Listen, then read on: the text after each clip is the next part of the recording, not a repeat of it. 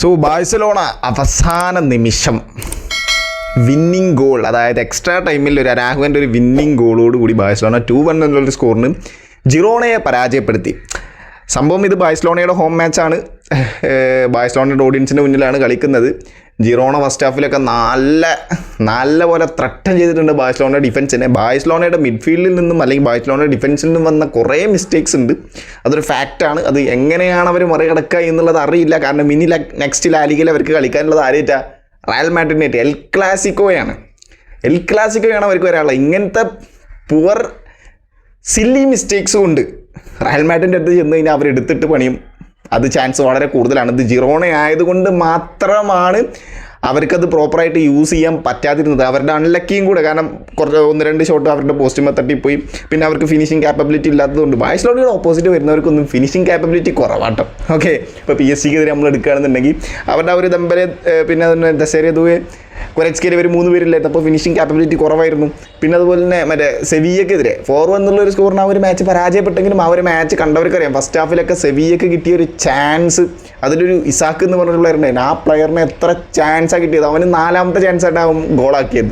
അതുപോലെ തന്നെ ഈ ഒരു മാച്ചിലും ഇവന്മാർക്ക് ഇവരുടെ 2 സ്ട്രൈക്കേഴ്സ് ഉണ്ടായിരുന്നു. പോർട്ടും പിന്നെ ഒരു നമ്പർ 8 ആൾ കൂടി ഉണ്ടായിരുന്നു. അവർക്ക് 2 പേർക്ക് മാറി ചാൻസ് കിട്ടി. അവന്മാർ പൊട്ടന്മാരെ നേരെ എടുത്ത് ഒരാൾ പുറത്തേക്ക് ഒരാൾ ചെസ്നിയുടെ അണ്ണാക്ക് കടിച്ചു കൊടുത്തു, ഒരാൾ പോസ്റ്റുമ്പോൾ തട്ടി പോവുകയും ചെയ്തു. അത് കഴിഞ്ഞ് വിറ്റ്സലിനൊക്കെ നല്ല ചാൻസ് കിട്ടിയിട്ടുണ്ട് ജിറോണയുടെ. പറഞ്ഞു വരുന്നത് ബാഴ്സലോണയുടെ ഭാഗത്തു നിന്നും ഇതുപോലത്തെ സില്ലി മിസ്റ്റേക്സ് വന്നു കഴിഞ്ഞ് കഴിഞ്ഞാൽ റയൽ മാഡ്രിഡ് എടുത്തിട്ട് പണി ചാൻസ് വളരെ കൂടുതലാണ്. കാരണം റയൽ മാഡ്രിഡ് നല്ല ഫോമിലാണ് കളിച്ചുകൊണ്ടിരിക്കുന്നത്. അവന്മാരുടെ ഡിഫൻസ് ഭയങ്കര മാരക ഡിഫൻസാണ്. അവരുടെ അറ്റാക്ക് മാരക അറ്റാക്കിലാണ്, നല്ല സിംഗിളാണ് കളിച്ചുകൊണ്ടിരിക്കുന്നതെന്നല്ല ഞാൻ പറയുന്നത്. ബട്ട് സ്റ്റിൽ ഓക്കെ, അവരൊരു അബോവ് ആവറേജ് പെർഫോമൻസ് ആണ് ഇപ്പോൾ കറൻറ്റ്ലി റയൽ മാഡ്രിഡ് പുറത്തോണ്ടിരിക്കുന്നത്. ഈ ഒരു പെർഫോമൻസ് ഈ ഒരു മിഡ്ഫീൽഡിലുള്ള മിസ്റ്റേക്സും ഡിഫൻസിലുള്ള മിസ്റ്റേക്സും കൊണ്ട് ചെന്ന് കഴിഞ്ഞാൽ പണിയാൻ ചാൻസ് ഉണ്ട്. ഓക്കെ, ഞാൻ പറഞ്ഞു എന്നേ ഉള്ളൂ.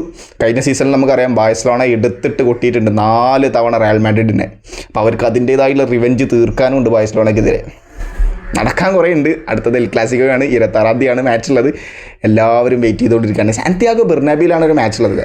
പൊതുവെ അങ്ങനെയാണല്ലോ, സാന്റിയാഗോ ബെർണാബിയിൽ പോയിട്ട് ബാഴ്സലോണ ഫോം ആവും. ഇവിടെ ബാഴ്സലോണയുടെ ക്യാമ്പ് നൗവിൽ വന്നിട്ട് അല്ലെങ്കിൽ ഒളിമ്പിക് സ്റ്റേഡിയം ഏതായിക്കോട്ടെ, ക്യാമ്പ് നൗവിലോ അല്ലെങ്കിൽ ഒളിമ്പിക് സ്റ്റേഡിയത്തിൽ വന്നിട്ട് റയൽ മാഡ്രിഡ് ഫോം ആവും. പൊതുവെ അങ്ങനെയാണല്ലോ ഉണ്ടാവാറുള്ളത്. അപ്പോൾ ബെർണാബിയിലാണ് ഇത്. ബാഴ്സലോണയുടെ ചാൻസാണ് എടുക്കേണ്ടത്, അവരുടെ ഉത്തരവാദിത്തമാണ്. സോ നമുക്ക് ഈ ഒരു മാച്ചിലോട്ട് വരാം. ജിറോണ എന്ന് പറയുന്നത് അത്ര നല്ല ഫോമിൽ കളിച്ചുകൊണ്ടിരിക്കുന്ന ഒരു ടീമൊന്നും അല്ല. ഓക്കെ, അവന്മാർ ഒളിമ്പിക് സ്റ്റേഡിയത്തിൽ ഫസ്റ്റ് ഹാഫിലേക്ക് എടുത്തൊരു പെർഫോമൻസ് എന്ന് പറഞ്ഞാൽ ചെറുതല്ല.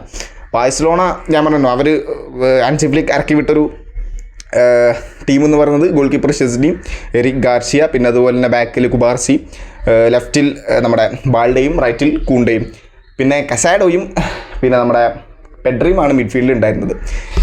പുള്ളി അതായത് ഫ്രാങ്കി ഡിയോങ് എന്നൊരു നമ്പർ 10 റോളിലാണ് കളിച്ചിട്ടുള്ളത്. കാരണം ഓൾമോ ഇഞ്ചുറിയാണ്. ബാഴ്സലോണയുടെ പ്ലേയേഴ്സിനൊക്കെ പ്രശ്നം ഇൻ്റർനാഷണൽ ബ്രേക്കിന് പോയ ഇഞ്ചുറി ആയിട്ട് തിരിച്ചു വരും. ലെവൻഡോസ്കി മസിൽ ഇഞ്ചുറിയാണ്. റഫീനൊക്കെ ഓൾറെഡി ഇൻ്റർനാഷണൽ ബ്രേക്കിൻ്റെ മുമ്പേ ഇഞ്ചുറിയാണ്. ഫെർമിൻ ലോപ്പസും ലമീൻ യമാൽ ഇഞ്ചുറി കഴിഞ്ഞ് തിരിച്ചെത്തിയിട്ടുള്ളൂ. അവർ 2 പേരും മാച്ചിൽ സ്റ്റാർട്ട് ചെയ്യില്ല എന്നായിരുന്നു പലരും പറഞ്ഞിരുന്നത്. പക്ഷേ ലമീൻ യമാൽ സ്റ്റാർട്ട് ചെയ്തു. ഇന്നാരൊക്കെയാണ് ലെഫ്റ്റിൽ, ഇന്നത്തെ മാച്ചിൽ ലെഫ്റ്റിൽ ടോണിയും സ്ട്രൈക്കറായിട്ട് നമ്മുടെ റാഷ്ഫോർഡാണ് ഉണ്ടായിരുന്നത്. സോഫാ സ്കോറിൽ നേരെ തിരിച്ചായിരുന്നു കേട്ടോ. ലെഫ്റ്റിൽ റാഷ്ഫോർഡും സ്ട്രൈക്കറായിട്ട് ടോണിയും അങ്ങനെയായിരുന്നു കൊടുത്തിരുന്നത്. I don't know. അതായത് എന്തായാലും ഒഫീഷ്യലായിട്ട് വന്നത് സ്ട്രൈക്കറായിട്ട് റാഷ്ഫോർഡും ലെഫ്റ്റിൽ ടോണിയുമായിരുന്നു. പക്ഷേ റാഷ്ഫോർഡ് കുറച്ചും കൂടി ലെഫ്റ്റിലാണ് കളിച്ചത്. ടോണിയാണ് കുറച്ചും കൂടി ഒരു സ്ട്രൈക്കർ പൊസിഷനിൽ കളിച്ചത്. ടോണി ഭയങ്കര ഔട്ട് ഓഫ് ഫോം ആയിരുന്നു. ഞാൻ പറഞ്ഞു തന്നത് ഫെറാൻ ടോറസിന് ഇഞ്ചുറിയാണ്, ഓൾമോക്ക് ഇഞ്ചുറിയാണ്, ലെവൻഡോസ്കിക്ക് ഇഞ്ചുറിയാണ്, പിന്നെ കുറേ ആൾക്കാരുണ്ട്. റഫീനയ്ക്ക് ഇഞ്ചുറിയാണ്, മെയിൻ യോൻ ഗാസിയ ഗോൾ കീപ്പറിന് ഇഞ്ചുറിയാണ്. ആകെ ഇഞ്ചുറീഷാണ്. കഴിഞ്ഞ സീസണിലെ റയൽ മാഡ്രിഡ് ഇപ്പോൾ ഈ സീസണിലെ ബാഴ്സലോണയാണ്. ഓക്കെ, അവർ അങ്ങോട്ടും ഇങ്ങോട്ടും ആ ഒരു ഫംഗ്ഷൻ അങ്ങോട്ട് സ്വിച്ച് ചെയ്ത് തോന്നുന്നു. കാരണം ഇവിടെ ഇഞ്ചുറികളുടെ പെരുമഴയാണ് ബാഴ്സലോണയെ സംബന്ധിച്ചിടത്തോളം. അറിയില്ല എങ്ങനെയൊക്കെ റിക്കവറായി വരുമെന്ന്. ലെവൻഡോസ്കിക്ക് 2-3 വീക്സ് ഉണ്ട്. റഫീന എൽ ക്ലാസിക്കോക്ക് റെഡി ആവും എന്നൊക്കെ പറയുന്നുണ്ട്. നെക്സ്റ്റ് മാച്ച് ഒളിമ്പിയാക്കോസിനെതിരെയാണ്. അത് ആ ഒരു മാച്ചിന് റഫീന ഉണ്ടാവും ഇല്ലെന്ന് അറിയില്ല. എന്തായാലും നോക്കാം. ഇഞ്ചുറിയൊക്കെ മറികടന്ന് എന്തായാലും ബാഴ്സലോണ വിജയിക്കുന്നുണ്ട്. അതൊരു നല്ല കാര്യം തന്നെയാണ് ബാഴ്സലോണയുടെ ഓഡിയൻസിനെ സംബന്ധിച്ചിടത്തോളം. സോ ഈ ഒരു മാച്ച് റാഷ്ഫോർഡിൻ്റെ ഒരു ഫ്രീ കിക്കോട് കൂടിയാണ് മാച്ച് സ്റ്റാർട്ട് ചെയ്തത്. അവന്മാർ 4-4-2 എന്നുള്ളൊരു ഫോർമേഷനിലാണ് ഇറക്കിയിട്ടുണ്ടായിരുന്നത് ജിറോണ. റാഷ്ഫോർഡിൻ്റെ ഒരു ഫ്രീ കിക്കിലൂടെയാണ് മാച്ച് സ്റ്റാർട്ട് ചെയ്തത്. പിന്നെ അത് കഴിഞ്ഞ് എനിക്ക് തോന്നുന്നു 12ാമത്തെ മിനിറ്റിൽ പെഡ്രിയുടെ ആ ഒരു അറ്റാക്കാണ് നല്ലൊരു അറ്റാക്കായിട്ട് ഉണ്ടായിരുന്നത്. അതായത് പെഡ്രി ലമീൻ യമാലിന് കൊടുക്കുന്നു. അതായത് കൂണ്ടയുടെ ഒരു നല്ലൊരു ഡ്രിബ്ലിങ്, നല്ലൊരു സ്കില്ലുണ്ടായിരുന്നു. ആ സ്കില്ല് കഴിഞ്ഞിട്ട് നേരെ ബോൾ പെഡ്രി കൊടുക്കുന്നു. പെഡ്രി നേരെ അത് ലമീൻ യമാലിന് കൊടുക്കുന്നു. ലമീൻ യമാൽ നേരെ പെഡ്രിക്ക് തന്നെ കൊടുക്കുന്നു. പെഡ്രി പിന്നെ ഒരു ഡയഗണൽ റൺ നടത്തിയിട്ട് ഗോൾ കീപ്പർ ഇല്ലാത്ത ഭാഗത്തോട്ട് പയ്യെ ഒരു ഗ്രൗണ്ട് ഷോട്ട് അടിക്കുന്നു. പോസ്റ്റുമ്പോൾ തട്ടുന്നു, ഗോളാവുന്നു. ബ്യൂട്ടിഫുൾ ആയിട്ടൊരു ഗോൾ ഫ്രം പെഡ്രിയുടെ ഗോളുകളൊക്കെ പിന്നെ അങ്ങനെയാണല്ലോ, വല്ലപ്പോഴൊക്കെ ഗോൾ അടിക്കുള്ളൂ, വല്ലപ്പോഴും ഇല്ല, അത്യാവശ്യം ഒരു ആവറേജ് രീതിയിൽ ഗോൾ അടിക്കുന്ന ഒരു പ്ലെയറാണ്. പക്ഷേ അടിക്കുന്ന ഗോളുകളെല്ലാം ബ്യൂട്ടിഫുൾ ഗോളുകളായിരിക്കും പെഡ്രിയുടെ ഭാഗത്തുനിന്ന്. പിന്നെ അത് കഴിഞ്ഞിട്ട് 20ാമത്തെ മിനിറ്റിൽ 20-30 മിനിറ്റിൽ ബാഴ്സലോണയെ സംബന്ധിച്ചിടത്തോളം ആ മാച്ചിൽ ഏറ്റവും ക്രൂഷ്യൽ 10 മിനിറ്റ്സ് ആയിരുന്നു. അത്രയും അറ്റാക്കുകളാണ് ആ ഒരു മാച്ചിൽ ബാഴ്സലോണയുടെ അടുത്തോട്ട് വന്നത്. 4-5 മെയിൻ അറ്റാക്കുകൾ ആ ഒരു 20-30 മിനിറ്റിൽ വന്നിട്ടുണ്ട്.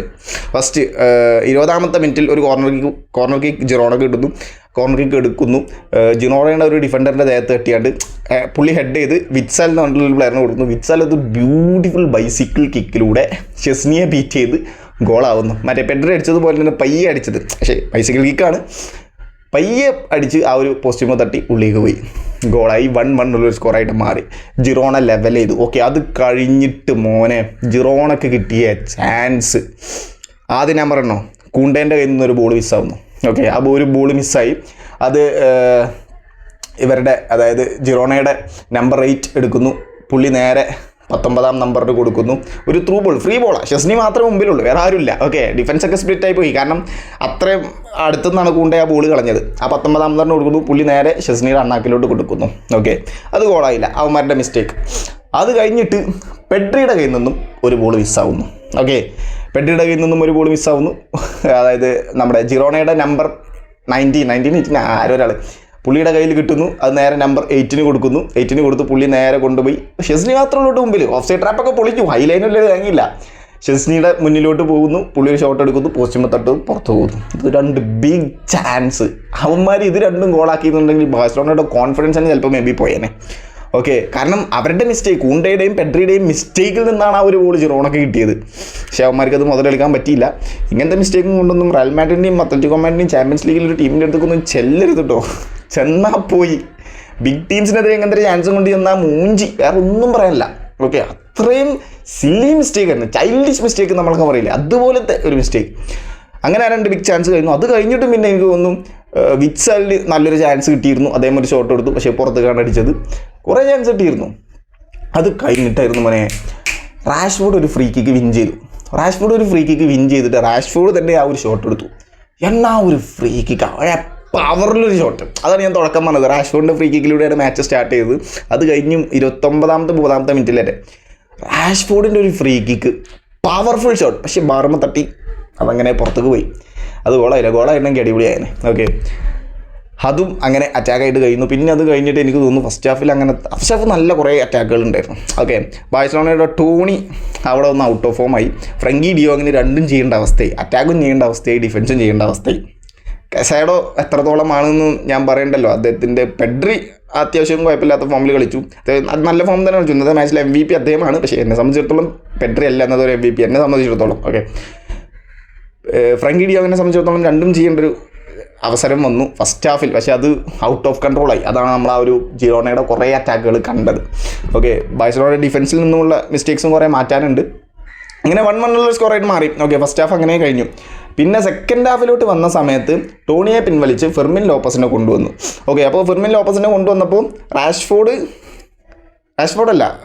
ഫ്രങ്കി ഡിയോങ് ടോണി ലെഫ്റ്റിൽ തന്നെയായിരുന്നു. ഫെർമിൻ ലോപ്പസും ടോണിയും അങ്ങോട്ടും ഇങ്ങോട്ടും സ്വിച്ച് ചെയ്തു. അതായത് ദാറ്റ് മീൻസ് സ്വിച്ച് ചെയ്യല്ല, സബ് ചെയ്തു. ഫെർമിൻ ലോപ്പസ് ആ ഒരു ലെഫ്റ്റിൽ തന്നെ കളിച്ചു. പിന്നെ ഫ്രങ്കി ഡിയോങ്ങിന് കുറച്ചും കൂടി ഡിഫൻസീവിലോട്ട് ഇറങ്ങാമായിരുന്നു. കാരണം ഫെർമിൻ ലോപ്പസ് 2 ഹാൻഡിൽ ചെയ്യുന്നുണ്ടായിരുന്നു. അതായത് നമ്പർ 10 റോളും ഹാൻഡിൽ ചെയ്യുന്നുണ്ടായിരുന്നു, ആ ലെഫ്റ്റ് വിങ്ങും ഹാൻഡിൽ ചെയ്യുന്നുണ്ടായിരുന്നു.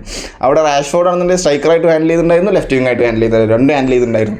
എങ്ങനെയൊക്കെ അഡ്ജസ്റ്റ് ചെയ്ത് പോയി. ലമീൻ യമാൽ അവിടെ റൈറ്റിലുണ്ട്. കഴിഞ്ഞ മാച്ചിൽ ഒരു കാര്യമായിട്ട് വലിയൊരു ഇമ്പാക്റ്റ് ഒന്നും കൊണ്ടുവരാൻ ലമീൻ യമാലിന് സാധിച്ചിട്ടില്ല. ഓക്കെ, അവിടെ ഉണ്ടായിരുന്നു തന്നെ ഹൈലൈറ്റ്സ് ഒക്കെ കാണുകയാണെന്നുണ്ടെങ്കിൽ അവിടെ ഉണ്ടായിരുന്നു. സെക്കൻഡ് ഹാഫിലും കണ്ടായിട്ടാണ് അദ്ദേഹത്തിൻ്റെ ഒരു ഷോട്ട് മഹാനമര്യാദയ്ക്ക് ഹൈലൈറ്റ്സിലേക്ക് കാണുന്നത്. അത് ഇമ്പാക്ട് ആയിട്ടുള്ള അറ്റാക്ക് ഒന്നും ഇല്ല. പക്ഷേ ഒരു അസിസ്റ്റൻറ്റ് കിട്ടും. ആ പെഡ്രിയുടെ ഗോളിന് അസിസ്റ്റ് കൊടുത്തത് ലമീൻ യമാലാണ്.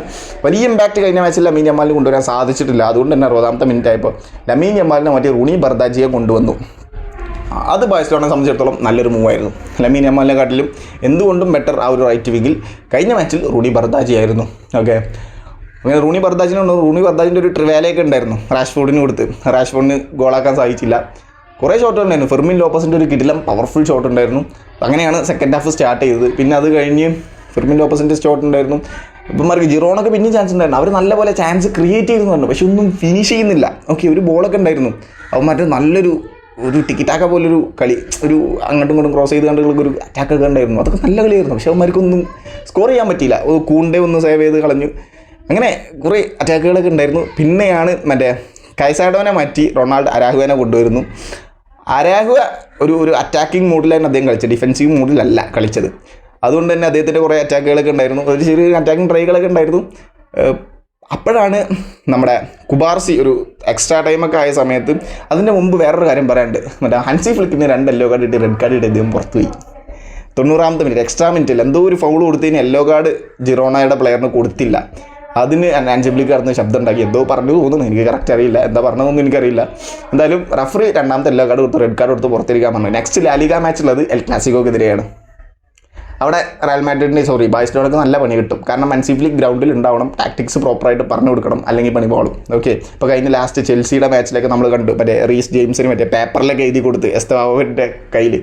അതുപോലെ ടാക്ടിക്സ് ചില സമയത്ത് പ്ലെയേഴ്സിൻ്റെ കൂടെ പാസ് ചെയ്ത് കൊടുത്ത് പോകണം. അത് അല്ലെങ്കിൽ പണിയാണ്. ഓൺ ദ ഗ്രൗണ്ടിൽ കോച്ച് വേണം, മാനേജർ വേണം.